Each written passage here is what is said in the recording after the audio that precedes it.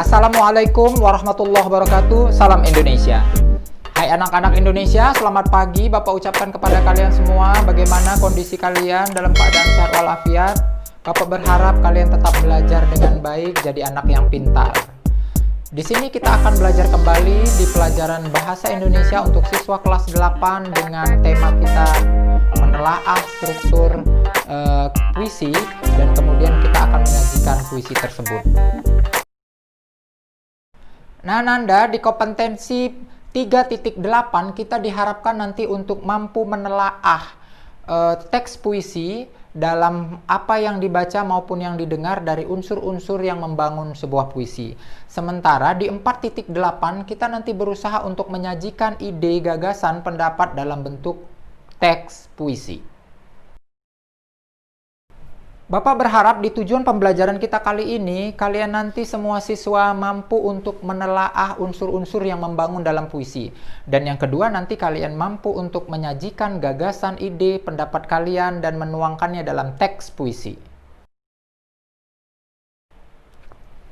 Baik Anda semua, kali ini sebelum kita akan menelaah sebuah puisi, Bapak akan membacakan sebuah puisi. Kalian bisa melihat slide-nya. Bapak akan membacakan puisi ini dengan baik. Kemudian nanti kalian pahami dan lihat kemudian seperti materi sebelumnya, kalian semua saksikan dulu unsur-unsur apa yang ada dalam puisi ini. Nanti kita akan bahas lebih rinci dan kalian perhatikan dengan baik dan seksama.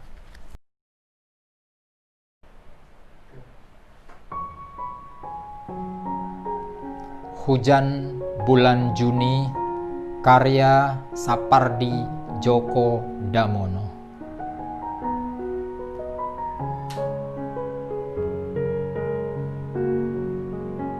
Tak ada lagi yang lebih tabah dari hujan di bulan Juni. Dirahasiakannya rintik rindunya kepada pohon bunga itu. Tak ada lagi yang lebih bijak dari hujan bulan Juni. Dihapusnya jejak-jejak kakinya yang ragu-ragu di jalan itu.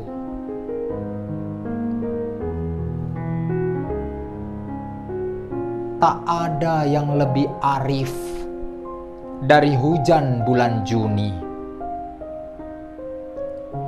Dibiarkannya yang tak terucapkan diserap akar pohon itu. Baik Ananda, kita sudah membaca puisi itu tadi. Sekarang kita tahapan berikutnya, kita mencoba untuk menelaah unsur-unsur apa yang ada pada puisi tadi. Nah, kalau kita bahas secara struktur bahwa kondisi fisiknya sebuah puisi itu terdapat dua unsur yang membangun dalam puisi. Yang pertama adalah unsur fisik dan yang kedua adalah unsur batin. Unsur fisik adalah unsur yang membangun kondisi real keadaan dari sebuah puisi yang diciptakan. Artinya, kita hanya mengamati dari bentuk-bentuk puisi itu sendiri. Apa saja yang kita amati? Pertama, kita bisa mengamati diksinya. Yang pertama, diksi artinya adalah gaya bahasa tulisan atau pilihan kata yang ada pada puisi-puisi tersebut. Nah, dalam diksi ini yang perlu dipahami di sini adalah pemilihan kata-kata dasar atau pemilihan kata-kata yang sesuai dengan kata-kata dengan bahasa yang lugas, dengan kata-kata tugas yang jelas, dan makna-makna yang diciptakannya itu sesuai dengan aturan-aturan ketatabahasan yang normatif. Kemudian, ada juga di situ kita membahas dengan kondisi citraan puisi. Citraan puisi adalah bagian yang membangun yang terdapat pada puisi tersebut. Dia bisa tergambar atau terambil dari unsur-unsur indera manusia. Misalnya citraan itu terserap dari penglihatan, ada juga dari penciuman, ada juga dari perasa, ada juga dari peraba, dan ada juga dari gerak manusia.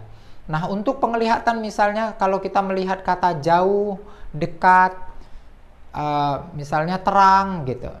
Ada lagi misalnya kalau kita melihat kata mendengar, kata citraan mendengar di sini terdapat pada kata-kata sunyi, senyap, ramai, dan lain sebagainya.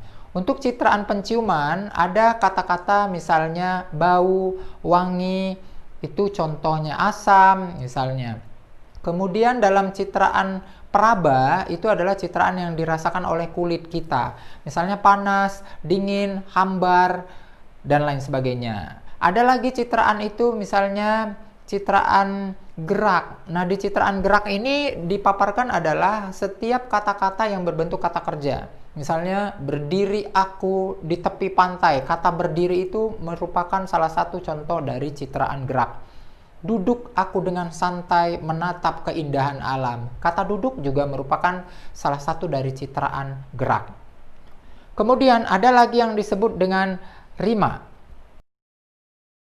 Rima adalah pengulangan-pengulangan bunyi yang terdapat pada puisi. Baik pengulangan bunyi itu dari tiap-tiap kata yang mirip atau bisa berbentuk pengulangan kata pada bunyi-bunyi akhirnya. Nah, itu disebut dengan rima. Sedangkan irama adalah lantunan bentuk intonasi naik dan turun pada saat kita membaca puisi agar terlihat indah. Nah, disinilah bentuk yang ketiga tadi kita paparkan. Sementara yang keempat adalah disebut dengan majas atau disebut figuratif bahasa. Majas ini sering muncul dalam bentuk-bentuk puisi. Nah, majas yang muncul ini dari mulai majas-majas perbandingan atau juga majas-majas pertentangan yang pernah Bapak ajarkan pada pertemuan-pertemuan sebelumnya. Ada misalnya majas metafora, personifikasi, alegori, bahkan ada majas-majas hiperbola, litotes, ironi, dan lain sebagainya. Itu yang dibahas dan selalu ada dalam sebuah puisi agar penyampaian puisi itu lebih bermakna dan dia tidak secara langsung disampaikan supaya makna itu lebih tinggi nilai rasanya. Nah, sekarang kita bahas ke bagian kedua yang disebut dengan unsur batin. Unsur batin adalah unsur yang membangun secara kebatinan atau secara psikologis kejiwaan seseorang terhadap apa yang dibaca dari puisi, terhadap apa yang disentuh dari puisi yang kita saksikan gitu. Nah, dalam unsur-unsur batin ini ada yang disebut dengan tema. Dalam sebuah puisi harus diangkat tema yang mendasari puisi itu agar puisi itu lebih bermakna. Dan tema ini adalah dasar cerita yang tidak akan berubah menjadi satu kesetalian topik cerita dari awal puisi itu diceritakan sampai dengan akhir puisi itu. Rata-rata tema puisi itu ada yang temanya percintaan, ada yang temanya agama, ada yang temanya patriotik, kepahlawanan, dan lain sebagainya. Yang kedua adalah perasaan. Perasaan dalam unsur batin ini adalah sesuatu yang menyentuh dari nilai-nilai rasa atau kondisi kejiwaan seseorang pada saat dia membaca puisi atau dia menulis puisi atau mengungkapkan sebuah puisi sehingga menimbulkan kesan. Nah, kesan itulah yang akan diekspresikan ke orang lain. Nah, inilah nilai rasa atau perasaan yang akan muncul. Misalnya perasaan senang, sedih, gembira yang akan muncul dari bait-bait puisi yang akan disampaikan. Yang ketiga adalah nada dan suasana. Pada unsur puisi batin ini yang membangun di kebatinan kita ini, nada dan suasana itu merupakan suatu unsur satu kesatuan yang memunculkan penyair agar menyampaikan sesuatu kepada pembaca dengan caranya bisa tersampaikan dengan baik. Nah, nilai-nilai ini dan suasana ini yang disampaikan dengan jelas. Sehingga pembaca itu memiliki sikap dari apa yang disampaikan penyair. Kemudian yang keempat adalah disebut dengan amanat. Amanat adalah pesan yang disampaikan penyair atau yang disampaikan penulis kepada pembaca. Nah, pesan ini adalah sesuatu yang ada secara kebatinan untuk disampaikan kepada pembaca agar isi puisi itu lebih bermakna. Nah, artinya amanat ini adalah tujuan akhir dari pencapaian pembacaan puisi tersebut. sekarang kita saksikan kembali, Bapak akan menjelaskan kembali Hujan Bulan Juni tadi, sebuah puisi Sapadi Djoko Damono tadi dengan jelas dari unsur-unsur yang dua tadi, unsur yang membangun secara fisik dan batin. Kita saksikan berikut ini. Nah, sekarang perhatikan, kita akan menganalisis unsur fisiknya dulu. Di bagian diksi, ada unsur yang membangun dengan contoh-contoh tak ada yang lebih tabah dari hujan bulan Juni. Kata-kata diksi yang jelas di sini memaparkan kata-kata dasar, kata tabah, kata hujan, kemudian kata Juni. Ini memunculkan makna bahwa di puisi ini menyampaikan secara gamblang, secara jelas bahwa dia menceritakan hujan pada bulan Juni. Dan bulan Juni ini merupakan makna yang harus kita tafsirkan, ada kata di situ tabah. Nah, disinilah kata diksi yang bermain, pilihan kata sehingga memunculkan makna-makna yang lebih jelas. Kemudian yang kedua, yang disebut dengan bahasa figuratif atau majas atau gaya bahasa. Di situ pada puisi berjudul Hujan Bulan Juni, ada di situ kata hujan tak ada yang lebih. Itu muncul sebuah majas di situ, karena majas disebut dengan majas merendahkan atau litotes. Hujan tak ada yang lebih, jadi dia merendahkan sesuatu dari keadaan yang sebenarnya.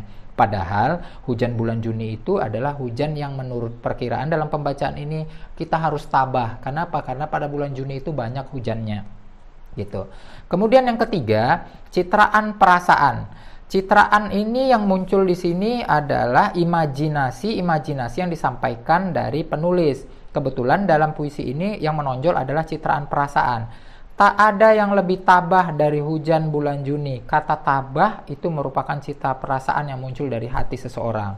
Kemudian yang keempat adalah rima. Nah, di rima di sini tidak ada jelas tampak, karena permainan puisi itu, permainan kata-kata tidak ada jelas tampak. Tetapi kita bisa memaparkan di sini permainan rima itu dari antara bait-baitnya.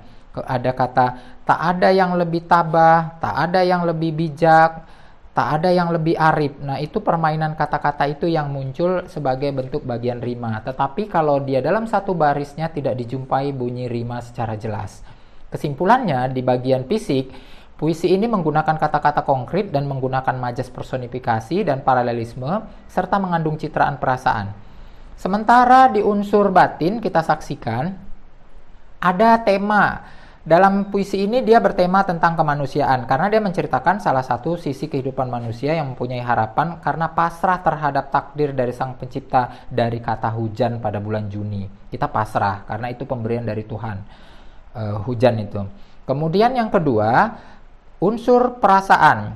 Nah, perasaan di sini muncul pada kata kepasrahan terhadap takdir. Disinilah perasaan-perasaan yang muncul, tapi bukan muncul dari sebuah nilai-nilai yang berbeda. Kemudian yang ketiga, nada dan suasana. Nada dan suasana di sini muncul suasana haru dan penuh kepasrahan. Suasana haru di sini suasana yang sedih ya. Berarti di sini memunculkan suasana batin pada unsur puisi Hujan Bulan Juni. Yang keempat, amanat. Amanat artinya pesan. Pesan yang disampaikan di sini adalah kepasrahan kita terhadap takdir, bahwa kita harus menerima takdir dari Tuhan walaupun kita sudah berusaha semaksimal mungkin. Nah, kesimpulan dari unsur batin di sini adalah terkadang perjalanan hidup tidak selamanya mulus. Mungkin ada hal-hal yang di luar dugaan kita tidak biasa kita lakukan. Dengan adanya metafora seperti hujan yang biasanya turun pada bulan Oktober sampai Februari, ternyata hujan turun pada bulan Juni. Nah, ini kan tetapi harus kita tetap terima karena ini merupakan kepasrahan dan takdir dari Tuhan Yang Maha Kuasa. Nah, ini satu contoh pembahasan kita tentang unsur-unsur yang membangun dari sebuah puisi. Baik Ananda, untuk Ananda supaya lebih jelas lagi, perhatikan dua puisi ini. Yang pertama adalah puisi pantai dan kedua adalah syair orang lapar. Dari dua puisi ini kita akan pampangkan. Kalian nanti coba pahami dan carilah apa temanya.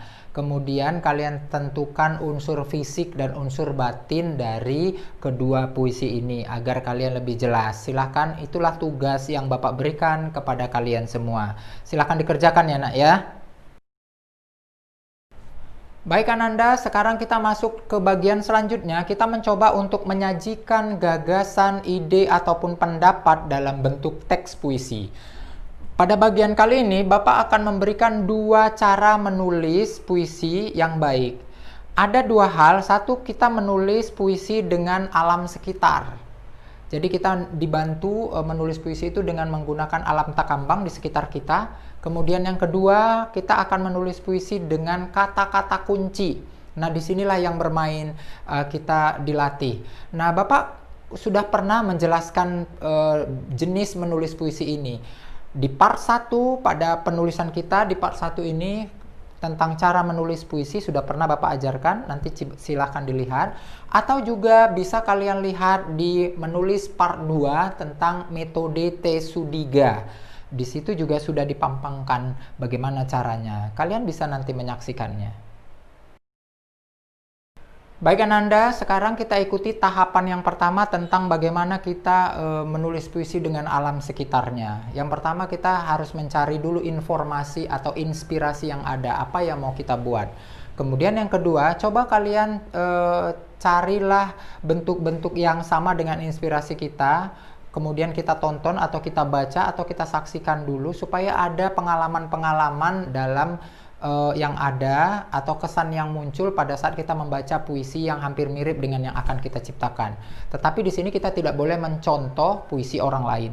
Kemudian yang ketiga, kita mencoba untuk melakukan simpulan atau mencari pengamatan-pengamatan untuk mencatat hal-hal yang menjadi ide gagasan penting kita. Yang keempat, kita mencoba menarik sebuah asosiasi perbandingan. Jadi membandingkan sesuatu yang ada. Misalnya kalau kita mau menulis puisi tentang sawah, apa yang kita harapkan dari apa yang kita ceritakan itu memunculkan harapan-harapan. Jadi kita membandingkan asosiasi antara keindahan sawah itu dengan apa yang ada dalam harapan kita terhadap penciptaan puisi itu. Itu yang disebut dengan membandingkan. Yang kelima, jika kalian sudah selesai untuk melihat perbandingan antara alam sekitar itu, misalnya sawah tadi, kemudian kita mencoba untuk memaparkan perbandingannya atau mengasosiasikan dengan harapan keadaan kita, maka selanjutnya kita akan mencoba menuliskannya. Kita tuliskan kata-kata yang kita catat tadi atau kata-kata yang berada pada inspirasi kita, sehingga tulisan itu menjadi sebuah puisi. Kemudian yang keenam, kita mencoba untuk menuliskan judul dalam puisi tersebut. Dalam menuliskan judul itu tidak boleh lari dari tema yang kita saksikan atau yang kita sampaikan agar dia sinkron. Dan yang terakhir adalah gunakanlah kita kata-kata yang bisa bersamaan, mencari sesuatu imajinasi yang tepat agar lebih jelas dan lebih paparannya lebih kuat gitu. Jadi misalnya kalau kita tadi memaparkan tentang sawah, apa ya imajinasi dengan citraan-citraan puisi berdasarkan penglihatan, perasaan, peraba yang akan kita amati agar lebih jelas. Nah Nanda, di bagian kedua kalau kita menulis dengan cara menggunakan kata-kata kunci, kita bisa menulisnya itu yang pertama sekali menentukan tema. Kemudian langkah yang kedua kita silahkan menuliskan judul. Dan yang ketiga kita mencari model. Artinya model itu puisi yang hampir mirip dengan apa yang kita angkat, apa yang kita ambil. Setelah itu kita mencoba untuk mengamati kata-kata kunci yang ada dalam puisi model yang kita ambil tadi. Baru mencoba kita menulis dan mengembangkannya menjadi bentuk puisi kita. Sehingga dalam tahapan ini kalian sudah mampu untuk menuliskan puisi dengan cara kalian sendiri. Nah, tetapi kalau menurut saya kalian bisa menggunakan inspirasi yang berbeda dari kedua itu. Ada banyak metode menulis puisi yang sudah dipaparkan. Seperti Bapak bilang tadi, Bapak sudah memberikan pada video pembelajaran sebelumnya. Kalian bisa mencari dengan menulis teks puisi dengan cara tanda panah yang setelah saya buat. Dan yang kedua bisa menggunakan metode T. Sudiga. Silahkan dicari dengan gambaran yang sudah saya berikan pada video-video pembelajaran sebelumnya. Baik Ananda, sebelum cerita kita ini atau pembelajaran kita ini kita akhiri, Bapak memberikan tugas kepada kalian, coba kalian silahkan membuat puisi dari alam sekitar. berdasarkan lingkungan sekitar. Kalau di lingkungan sekitar kalian itu ada bunga atau ada taman, silahkan duduk di situ, kembangkan ide dan gagasan menurut apa yang kalian pahami sesuai dengan yang Bapak jelaskan tadi tentang cara menulis puisi dari alam sekitar. Atau bisa jadi kalian boleh menuliskan dengan cara yang kedua. Silakan kalian membuat sebuah puisi dengan cara menuliskan kata-kata kuncinya dulu. Nah, terserah yang mana yang mau kalian pilih. Tulislah sesuatu dengan tema yang berbeda. Boleh bertema kesehatan, boleh tentang bertema pendidikan, atau boleh bertema keseharian. Baik Ananda, sampai di sini materi pelajaran kita kali ini tentang membaca puisi. Bapak berharap kalian semua bisa dan pandai membaca puisi. Jika kalian perlu untuk komentar atau perlu tanggapan kembali, silahkan kalian beri komentar di bawah. Nanti kita akan bahas apa-apa saja yang nanti kurang jelas kepada kita bersama. Oke? Jangan ragu bahwa belajar itu, menuntut ilmu itu harus kita rajin dan terus menggali, dan jangan malu-malu. Ingat, satu hal dalam hidup ini adalah perubahan. Sampai di sini materi pelajaran kita. Assalamualaikum warahmatullahi wabarakatuh. Salam Indonesia.